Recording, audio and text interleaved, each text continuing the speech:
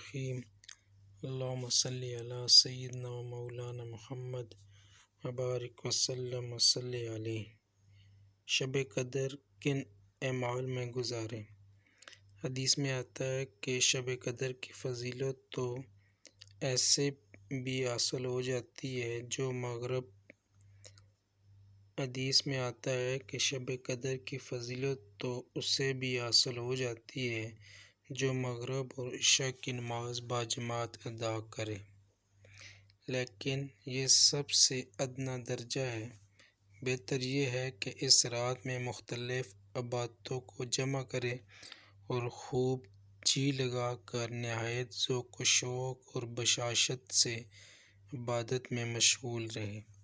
تلاوت قرآن پاک اس طرح توجہ کے ساتھ کرے کہ جب آیات رحمت سے گزرے تو اللہ تعالیٰ سے رحمت کا امیدوار ہو، اور جب آیات عذاب سے گزرے تو جہنم سے پناہ مانگنے کے لیے بے اختیار ہاتھ بارگاہ عزتی میں دراز ہو جائے۔ اسی طرح نوافل کی کثرت کرے، موقع ملے تو کم از کم صلاۃ و تسبیح پڑھ لے، نیز حمد و ثنا، استغفار، درود شریف، الہا و زاری کے ساتھ دعا و مناجات میں مشغول رہے۔ یہ پوری رات قبولیت کی رات ہے۔ اس رات میں آسمان سے ملائکہ کے پرے اترتے ہیں اور عبادت کرنے والوں کو اپنے جرمٹ میں لے لیتے ہیں۔ ملائکہ کی صحبت کی وجہ سے دل نرم ہو جاتے ہیں، خشوع و خضوع کی وہ کیفیت پیدا ہوتی ہے جو اس انداز میں اور اوقات میں پیدا نہیں ہوتی۔ اس لیے اس دن دنیا آخرت کی ہر طرح کی بھلائیاں مانگنی چاہیے اور ہر طرح کی برائیوں اور شرور سے پناہ کی درخواست بارگاہ رب العالمین میں لگانی چاہیے۔ ام المومنین حضرت سیدنا عائشہ رضی اللہ تعالی عنہا فرماتی ہیں کہ میں نے پیغمبر علیہ السلام سے عرض کیا کہ اگر مجھے شب قدر نصیب ہو جائے تو میں کیا کلمات ادا کروں؟ تو آپ صلی اللہ علیہ وسلم نے فرمایا کہ یہ دعا کرو: اللہم انک عفو تحب العفو فاعف عنی۔ اے اللہ، آپ بہت معاف فرمانے والے ہیں، اس لیے مجھے بخش دیں۔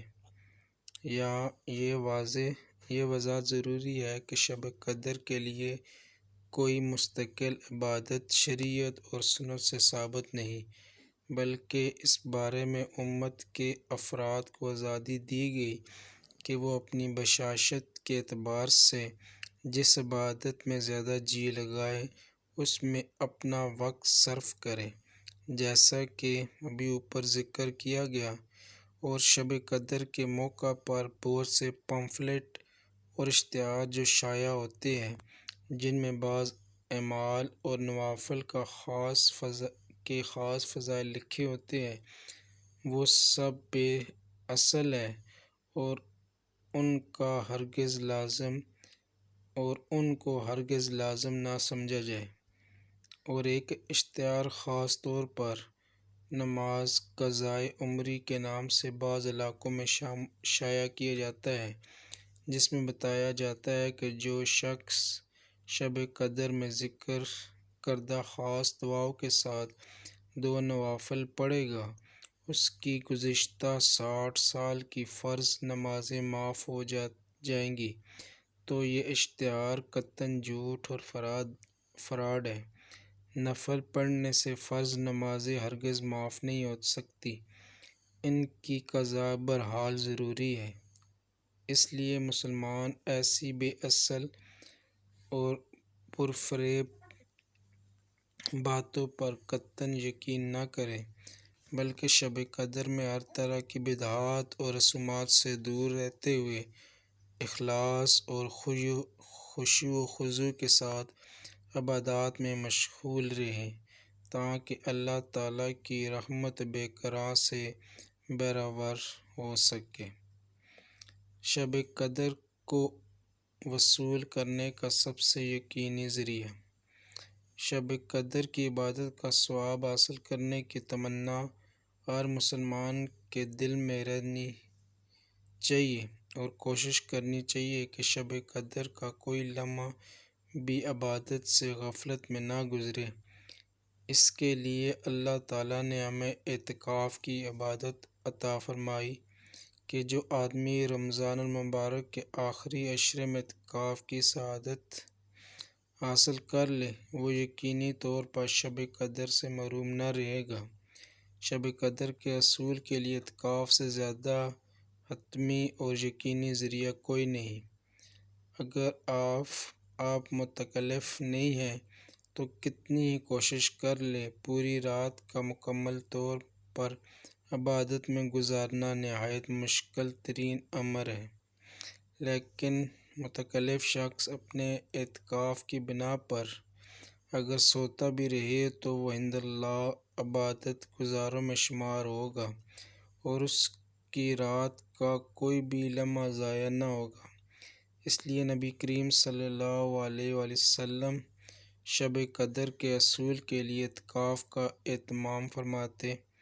حضرت ابو سعد خدری رضی اللہ تعالیٰ عنہ کی روایت ہے کہ حضرت ابو سعد خدری رضی اللہ تعالیٰ عنہ وہ فرماتے ہیں کہ حضرت صلی اللہ علیہ وآلہ وسلم نے رمضان کے پہلے عشرے کا اعتکاف فرمایا، پھر درمیانی عشرے میں، پھر آپ ایک ترکی خیمے میں مسجد کے اندر متکلف رہے جس کی چھت پر چٹائی ڈالی گئی تھی۔ چنانچہ آپ صلی اللہ علیہ وآلہ وسلم نے اپنے دست مبارک سے چٹائی ہٹا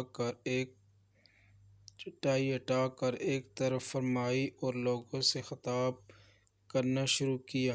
لوگ قریب ہو گئے تو آپ صلی اللہ علیہ وآلہ وسلم نے فرمایا کہ میں نے شب قدر کی تلاش میں پہلے عشرہ اولیٰ کا اعتکاف کیا، پھر دوسرے عشرے کا اعتکاف کیا، پھر مجھے بتایا گیا کہ وہ مبارک رات آخری عشرے میں ہے، لہٰذا جو تم میں سے اعتکاف کرنا چاہے تو اعتکاف کرے۔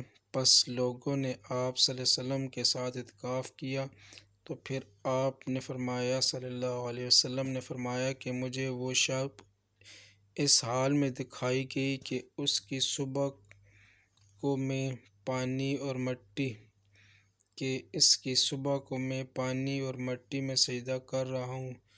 چنانچہ 21 تاریخ کی صبح کی نماز میں بارش ہوئی، مسجد کچی تھی، جل تھل ہو گئی، تو جب آپ صلی اللہ علیہ وسلم نماز سے فارغ ہوئے تو آپ صلی اللہ علیہ وآلہ وسلم کی پیشانی مبارک اور ناک مٹی اور پانی سے آلودہ تھا، اور 21ویں